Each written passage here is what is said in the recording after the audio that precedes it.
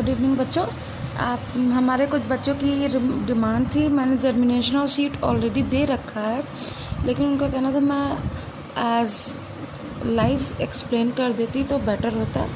So that's why I am going to explain you again what is germination in seed. Okay, here we are going to learn about germination in seed.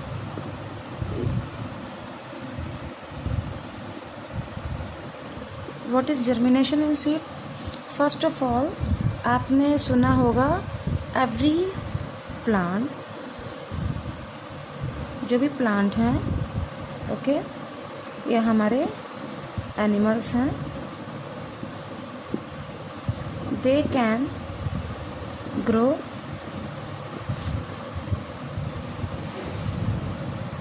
Respire, okay, reproduce and excrete and nourish their body etc. Okay, तो यहाँ पे इतना clear हुआ। Plant और animal में ये बहुत चीज़ें होती हैं। अभी मैं जर्मिनेशन ऑफ सीड बताने जा रही हूँ। Whenever one plant get maturity, after maturity it give flower, after flower it give a seed. यहाँ पे क्या होता है, if they mature then they give flower and after they give seeds and after that again give birth like that. Okay, this is your overview about germination. अब हम clear कर लेंगे what is germination.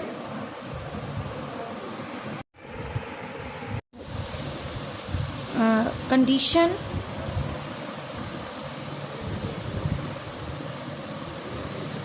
required for germination. Which condition? Favorable temperature, okay, sunlight, after that water plus mineral, okay, after that soil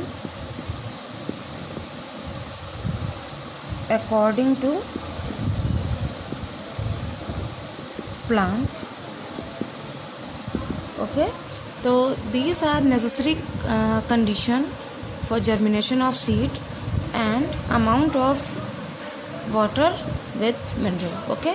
sunlight बहुत require नहीं है, कुछ कुछ seeds में हमें सनलाइट की रिक्वायरमेंट नहीं होती है, फॉर एग्जांपल स्प्राउटिंग में। अदरवाइज सनलाइट की हमें ज़रूरत तब होती है whenever we get plant for cropping, okay. Cropping के लिए हमको सनलाइट की रिक्वायरमेंट होती है, okay. And another term is osmosis. What is osmosis? I have to tell you. 1 minute. यहाँ पे हम एक टर्म पढ़ लेंगे। First of all, what is diffusion and osmosis? यहाँ इसकी रिक्वायरमेंट क्या है? डिफ्यूज़न मतलब पास होना, अवसरण इसको हिंदी में बोलते हैं, या सोखना या एब्जॉर्ब होना, ओके।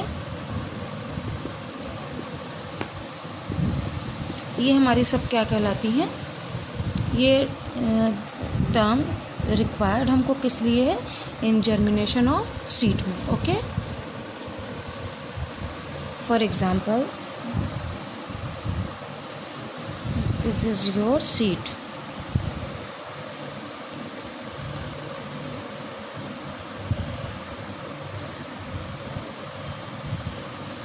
आपका वीट है, इसमें सीड है, सीड के ऊपर एक आउटर कवरिंग होती है, this is called seed coat. Okay, inner layer is called testa, and this portion is called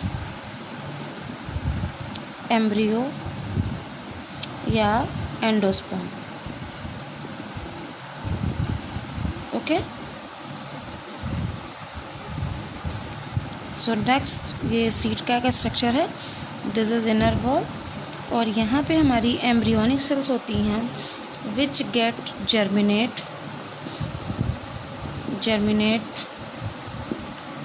due to giving drop of water, okay, at favorable condition, then it look like, for example, ग्राम का seed आपने देखा है.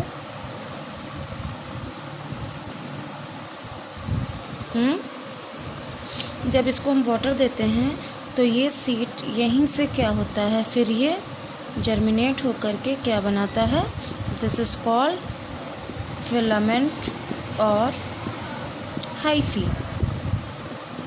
Okay, filament और hyphae which help to making, then after that it terminate due to geotropic motion. geotropic motion क्या होता है, toward the gravity के toward, क्योंकि अर्थ हमारे जो प्लांट होते हैं आपने देखा है रूट किधर जाती है, रूट हमारी जाती है सॉइल की तरफ. ठीक है, तो ये हाइफी और स्ट्रॉन्ग होगा तो इसमें थ्रेड्स बनेंगे और ये क्या कन्वर्ट हो जाएगा रूट में, और ये वाला जो पोर्शन है ये किस में कन्वर्ट हो जाएगा, रेडिकल में. दिस इज कॉल्ड रेडिकल, और 2 पार्ट में डिवाइड हो जाएगा. ओके, आफ्टर दैट यहीं से फिर क्या होगी हमारी,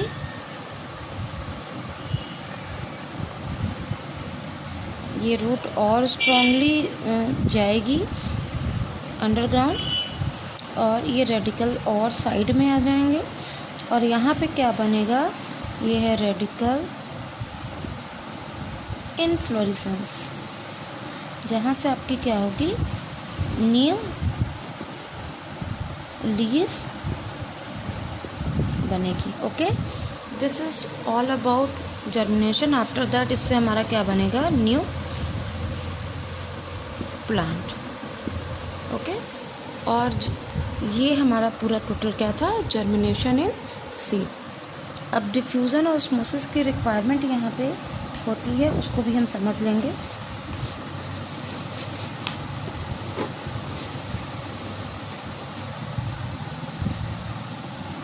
फॉर एग्ज़ाम्पल आपने टॉवल देखा है, टॉवल का एक पोर्शन आपने वाटर में डिप किया है, तो यहाँ पे ये वाटर है H2O, यहाँ पे डिप किया तो यहाँ पे ये क्या होती हैं, इन वाटर की जो बिनाई आपने देखी है थोड़ी थिक होती है, और उससे क्या होता है, capillary movement of water upgrade करने लगता है. ओके, अपग्रेड करने लगता है, और ये पूरी टॉवल क्या हो जाती है, वेट हो जाती है. ठीक, इसी तरीके से हमारी कोई भी प्लांट सेल है, उसमें वैक्यूल होता है, इनर मेम्ब्रेन होती है, उससे कनेक्टेड दूसरी हमारी सेल होती है, उसमें भी इनर मेम्ब्रेन होती है, ये मिडल सेल वॉल है. तो यहाँ पर इन सेल्स में क्या होता है, जब यहाँ पे higher concentration to lower concentration movement होता है, क्या होता है, higher to lower. Okay, movement होता है किसका, किसी भी सॉल्वेंट, और सॉल्यूट का मतलब किसी भी लिक्विड का. ओके, किसी भी लिक्विड का मूवमेंट होता है. तो अगर इस सेल में वाटर की रिक्वायरमेंट कंप्लीट हो गई है तो ये क्या कहलाती है, टर्जिट कहलाती है. टर्जिट मतलब फुली ये मॉइस्ट हो चुकी है. अब इसके बाद इससे जो अटैच जो भी हैं सेल्स, वहाँ पर ये वाटर को क्या करने लगती है, पास करने लगती है. Okay, this is called osmosis. Okay, इसका एक और एग्जांपल हम देख सकते हैं. You have to see, for example आपने किशमिश लिया, किशमिश को हमने यहाँ पे वाटर में या सॉल्टी वाटर में डिप कर दिया, हम सिर्फ वाटर ले रहे हैं. ओके, वाटर में डिप कर दिया तो क्या होगा, after some time it get turgid, ये क्या होगा, फूल जाएगा. ओके, और क्या करेगा, सारे पानी को एब्जॉर्ब कर लेगा। ओके, ये क्या हो जाएगा, फ्लफ़ी। फ्लफ़ी मतलब फूलना, and it become a turgid and osmotic. Okay, तो ये हमारा क्या था, ऑस्मोसिस या डिफ्यूज़न। इसका एक और सिंपल सा एग्जांपल है बच्चों, यहाँ हम इसको इसलिए बता दे रहे हैं क्योंकि प्लांट में जब भी आप फिजियोलॉजी पढ़ोगे, वाटर का ट्रांसपिरेशन, ट्रांसलोकेशन, हर जगह आपको ये दोनों टर्म मिलने वाले हैं। ओके, तो यहाँ जर्मिनेशन ऑफ सीड में भी इसका बहुत बड़ा रोल है। फॉर एग्जांपल वुड पीस है आपका, कोई लॉग, ये कोई क्या है, वुड लॉग है, लकड़ी का टुकड़ा। ओके, अगर इसको जब आप वाटर में फिल करते हो तो क्या होगा, धीरे धीरे आप देखोगे यहाँ की सरफेस क्या होने लगती है, स्वेल होकर के अजीब सी रप्चर हो जाएगी, है ना। ये क्या हो जाएगी, आफ्टर स्वेलिंग गेट इम्बाइबेशन।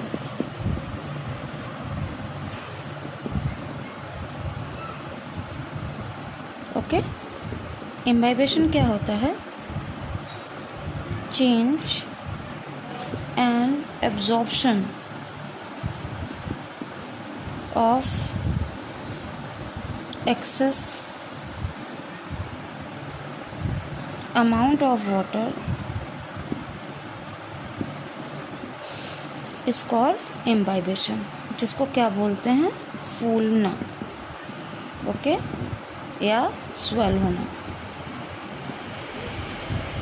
तो ये सारी प्रोसेस हमारी होती है, और जस्ट लाइक दैट आपका सीड भी क्या होता है, इम्बाइब होता है, और फिर वो वाटर को एब्जॉर्व करता है।